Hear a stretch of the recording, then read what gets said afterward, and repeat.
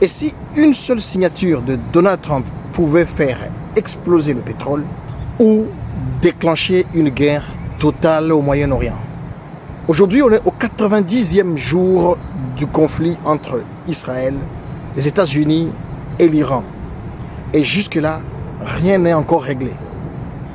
Des mines suspectes apparaissent dans le détroit d'Ormuz, des missiles tombent au Koweït et les États-Unis qui saisissent 1 milliard de crypto iraniennes. Et pendant ce temps, les marchés boursiers battent des records historiques. Oui, vous avez bien entendu. Dans cette vidéo, nous allons voir pourquoi cette guerre peut faire exploser l'économie mondiale, ce que Trump prépare réellement, pourquoi le pétrole peut devenir incontrôlable et surtout pourquoi les investisseurs doivent surveiller certains indicateurs. Abonnez-vous à mon plan cash parce que ce qui se passe actuellement peut impacter directement votre portefeuille. Partie 1, Trump n'a toujours pas signé. 3 mois de guerre et toujours pas d'accord censé prolonger le cessez-le-feu actuel. Autrement dit, la paix est suspendue à une décision politique. Et le problème, c'est que plus le temps passe, plus les tensions montent. Parce qu'au Moyen-Orient, chaque jour qui passe sans accord, ça augmente le risque d'attaque militaire, d'erreur ou d'escalade incontrôlable. Partie 2. Le détroit d'Ormuz est devenu le point le plus dangereux du monde. Aujourd'hui, une alerte maritime a été déclenchée après la découverte d'un objet censé être une mine flottante dans le détroit d'Ormuz. Et ça, c'est extrêmement grave. Pourquoi? Parce que le détroit d'Ormuz, comme on l'a vu dernièrement, est l'un des passages les plus stratégiques au monde. S'il est bloqué, les prix du pétrole peuvent continuer à exploser et faire repartir par la même occasion l'inflation.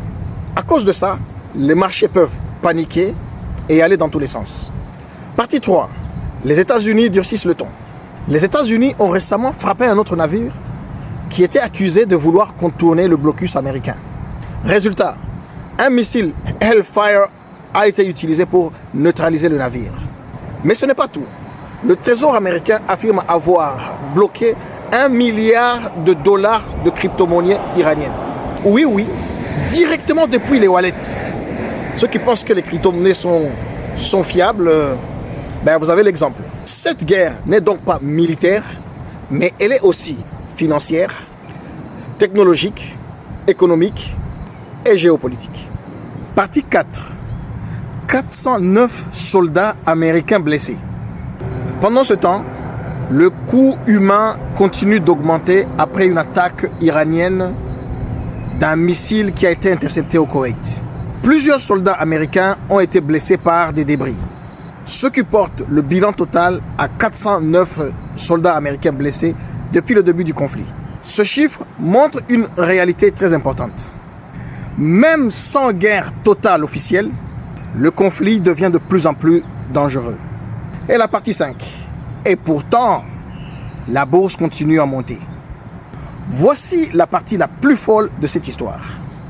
Malgré les missiles, les tensions, les risques sur le pétrole et l'absence d'accord, les marchés financiers américains battent des records historiques. Pourquoi?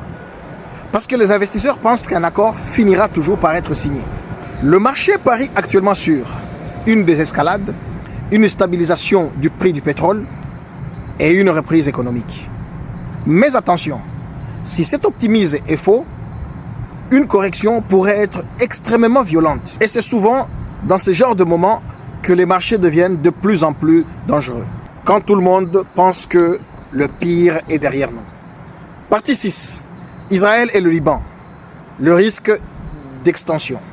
Pendant ce temps, Israël continue d'avancer plus profondément dans le sud du Liban. Et le Hezbollah continue de tirer vers le nord d'Israël. Pour l'instant, la plupart des projectiles sont interceptés.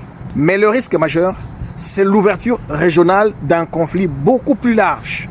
Parce que si plusieurs fronts explosent en même temps, pétrole, commerce maritime, marché financier, inflation mondiale, tout peut basculer très vite. 3 mois de guerre, un accord toujours non signés, des mines dans le détroit, des soldats blessés, des cryptos saisis, des marchés euphoriques et un Moyen-Orient toujours au bord du précipice. La vraie question est maintenant simple. Les marchés ont-ils raison d'être optimistes? Dites-moi votre avis en commentaire de cette vidéo. Likez la vidéo, abonnez-vous à mon plan cash et activez la cloche pour suivre les prochaines analyses géopolitiques.